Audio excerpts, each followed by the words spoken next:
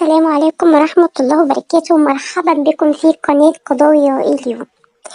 في الحقيقة يا جماعة احنا كلنا قبل كده اتكلمنا مع بعض على موضوع فاطمة، فتاة بورسعيد والمعروفة عنها بالقضية اللي لغاية دلوقتي لسه ما اتقفلتش، بس خلاص كل حاجة تعتبر وضحت.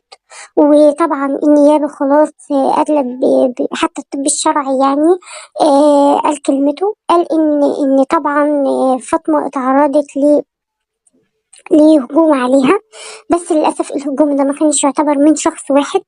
يعني داليا اللي هي سلفتها لما اعترفت وقالت إن أنا اللي قمت بالموضوع ده كله لوحدي، فطبعا الطب الشرعي أثبت إن ما ينفعش شخص واحد هو اللي يقوم، وخاصة داليا.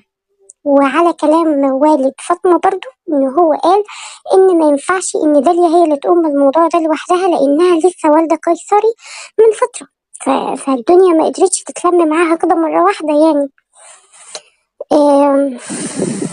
فللأسف الأمور لسه تعتبر ما وضحتش قوي، أو في بعض التساؤلات اللي ناس كتيرة قوي بتسألها. هو ليه مثلا داليا تعمل كده؟ ايه السبب اللي يخلي واحدة تعمل كده في سلفتها، خاصة ان هي لسه مخطوبة ما كملوش حتى مع بعض شهور؟ دي نقطة. النقطة التانية، ازاي داليا تقدر لوحدها تعمل كده مع فاطمة؟ في الحقيقة تساؤلات كتيرة قوي وردت في الموضوع، ان الموضوع اكيد في حاجة غلط، في حلقة مفقودة. لان الطب الشرعي لما قال ان فاطمة اتعرضت، والمحامي طبعا على كلام المحامي قال ان فاطمة اتعرضت ان هي اللي كانت نايمة فوقيها دي وبتضربها، اللي هي داليا. فطبعا على كلام المحامي، ان المحامي بيقول ان ما ينفعش خالص ان داليا اللي هي يعني تكون قايمة بالموضوع ده لوحدها. وطبعا داليا قالت في النيابة ان هي كانت نايمة فوق فاطمة وماسكة، يعني نايمة فاطمة على بطنها وهي راكبة عليها زي الحصان كده، ولفة رقبتها نظام نص دايرة بالطرحة بتاعتها. طبعا قعدت تشد جامد لغاية ما خلاص فاطمة جابت آخرها وطلعت خالص في الروح. طبعا على حد أقواله برضو إن فاطمة قعدت يعني تحاول كتير جدا إن هي تنقذ نفسها، لكن معرفتش، حتى رجليها كانت بتحتك جامد بالأرض، عشان كده حصل لها خدوش وبعض الجروح يعني في رجليها. ده طبعا كان كلام الطب الشرعي. طبعا يا جماعة حاجة غريبة وحادثة غريبة في الحقيقة.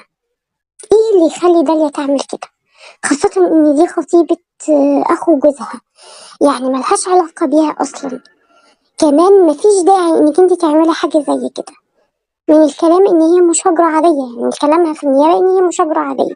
فمشاجرة عادية هتتخانقوا مع بعض بالايد او بالالفاظ وانتهت القصة، لكن مش ان انت تناموا فوقيها وتقعدي تضربي فيها بالشكل ده لغاية ما تخليها تطلع في الروح خالص، وبعد كده تتعاملي عادي وتنزلي وتتعاملي. فده في الحقيقة حاجة غريبة قوي، حاجة غريبة جدا. مع العلم على فكرة ان لو كانت مشاجرة بالايد وبس، فوالد فاطمة قال انا بنتي صحتها كويسة جدا يعني مأكلها والحمد لله، والبنت صحتها كويسة جدا تقدر تدافع عن نفسها. فمش مثلا ان داليا اللي هي لسه والدة قيصري وتعبانة، فمش داليا اللي هتقدر بالصحة اللي هي فيها دي ان هي تقدر فعلا على فاطمة، وان هي تقدر تخلص عليها كده لوحدها. هكذا سؤال والله يا جماعة، فعلا ناس كتير قوي بتسأله ليه ممكن داليا تعمل حاجة زي كده؟ ليه؟ وازاي تبقى واحدة عندكم في البيت ومش قادرين تحموها بالشكل ده؟ ازاي ان ضيف يبقى عندكم بالشكل ده وتبهدلوه وتقتلوه وتخلصوا عليه؟ في الحقيقة 60 ليه وليه في الموضوع.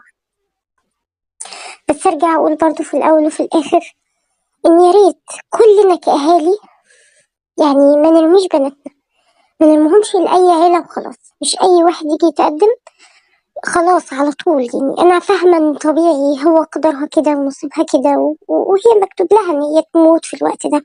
ربنا طبعا ربنا يرحمها يا رب ويجيب لها حقها. بس في الأول وفي الآخر لازم كل الأهالي تعرف هي مدخلة بناتها في عيلة مين بالظبط، والعيلة دي ايه، وفيها ناس عاملة ازاي.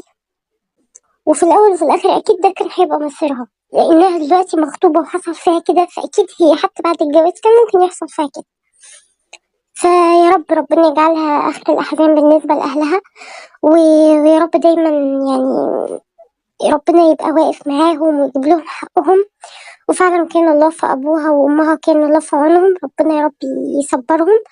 وبجد يعني يا ريت أشوف يعني رأيكم في الكومنتات، وتقولوا كل واحد حاسس بإيه وشاكك في إيه من الموضوع نفسه، لأن فعلا الموضوع مريب شوية. أسيبكم في رعاية الله وأمنه، والسلام عليكم ورحمة الله وبركاته.